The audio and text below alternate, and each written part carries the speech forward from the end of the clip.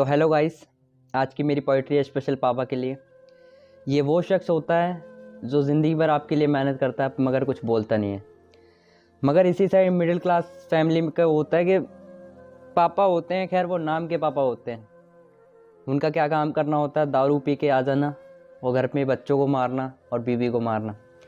तो ये मैंने उस जोन में जाके लिखी है, मतलब एक मिडिल क्लास लड़के की लाइफ है, उसके पापा उसके साथ क्या कर रहे हैं, उसकी फैमिली में उसके साथ क्या होती है, आप लाइन सुने। तो आज की पोइट्री में एक शेर से शुरू करूँगा कि इस नौकरी में ज़िम्मेदारियाँ बहुत हैं, ये बात तुम याद रखना। कि इस नौकरी में ज़िम्मेदारियाँ बहुत हैं, ये बात तुम याद रखना। बीवी को मारना, बच्चों को मारना, ये तो सब कर लेते हैं, मगर मज़ा इस बात का है कि हर किसी की बस की बात नहीं होता कि एक काबिल बाप बनना। लाइनों सुने कि नन्हे नन्हे हाथों से देखो मैं मजदूरी करूं, जिम्मेदारियां बहुत हैं, आंखों में मैं कैसे नींद भरूं। और पहले मुझे कोई कहता था कुछ तो मैं पापा आपसे शिकायत करता था, मगर आज आपने माँ को मारा है और माँ बहुत रोई है। अब ये बताएं पापा, मैं आपकी शिकायत किससे करूं।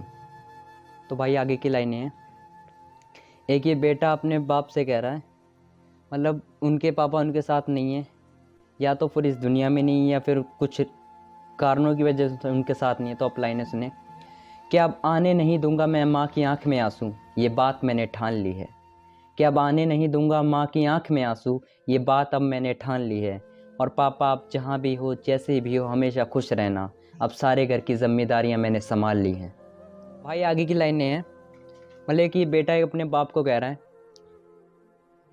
वो उनके साथ नहीं है, कुछ रीज़न है, या तो फिर वो इस दुनिया में नहीं है। तो इसका मतलब ये नहीं है कि वो एक नशे में पड़ गया, उसने अपने आप को बर्बाद किया है, नहीं। वो एक कामयाब इंसान बना है और वो खुद तो आगे बढ़ा ही है, साथ में उसने अपने परिवार को संभाला है। तो आप ये लाइनें सुन के आप अंदाज़ा लगा लेंगे कि छोटी उम्र में कंधों पे बोझ नज़र आया और बहुत लंबी है ये ज़िंदगी, ये सोच के दिल दहल आया। और अपने दम पे तो मैंने अपने सारे शौक़ पूरे किए हैं, मगर सिर्फ गम इस बात का है कि पापा आप मेरे साथ नहीं थे, इसलिए मैं एक अय्याश बेटा नहीं बन पाया। तो भाई आगे की लाइनें हैं, मतलब हम कहने को ये सब कह देते हैं कि माँ है तो पाला है, और सिंगल बाप है तब भी उसने पाला है, परिवार पूरा। एक बात हमेशा याद रखना, अगर माँ है और बाप नहीं है तब भी आपका परिवार पूरा नहीं हो सकता, और अगर बाप है माँ नहीं है तब भी आपका परिवार पूरा नहीं हो सकता। तो आप लाइनें उसने रिलेट कर पाएंगे कि कई कहानियाँ यहाँ हैं और कई कहानियों का पता नहीं क्या हुआ, और ये बात बिल्कुल सच है, बिना पापा के कोई आशियाना पूरा ना हुआ।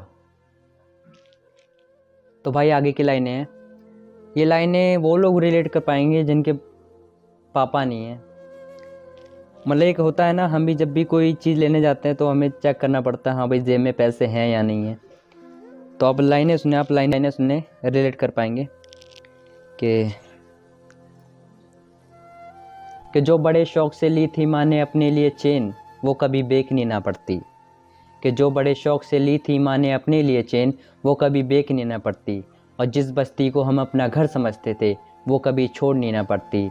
और पापा अगर आज हमारे आप साथ होते तो ये मैं लिख के दे सकता हूँ, मुझे पैसा खर्च करने से पहले अपनी जेब देखनी ना पड़ती। आखिर की लाइनें पढ़ के मैं अलविदा लूँगा आपसे। तो मैं आपसे एक ही बात कहूँगा कि आप ना बहुत खुश नसीब हैं कि आपके पास दोनों हैं।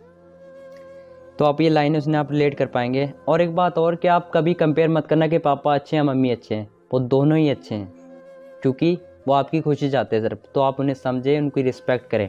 तो आप लाइनें सुने कि खुशियाँ बहुत लंबी हैं आपकी, बस गम बोने हैं। कि खुशियाँ बहुत लंबी हैं आपकी, बस सिर्फ आपके गम बोने हैं। और आप बहुत खुश नसीब हैं कि आपके पास मम्मी पापा ये दोनों हैं।